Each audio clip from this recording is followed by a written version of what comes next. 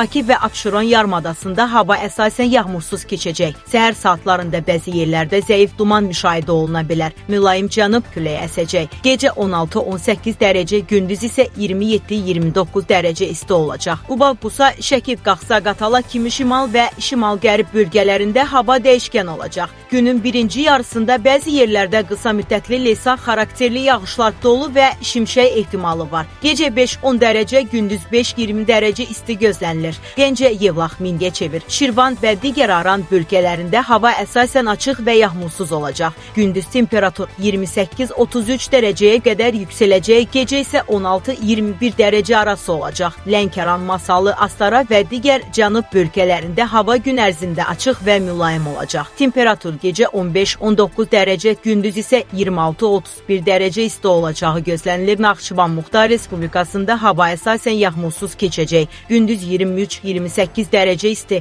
gecə isə 13-17 dərəcə olacaq. Ümumilikdə 28 may Respublika günündə ölkə üzrə hava şəraiti əsasən əlverişli olacaq. Bayram tədbirləri üçün münasib hava şəraiti gözlənilir. Hava haqqında daha ətraflı məlumat almaq üçün kanalımıza abunə olun və videonu bəyənməyi unutmayın.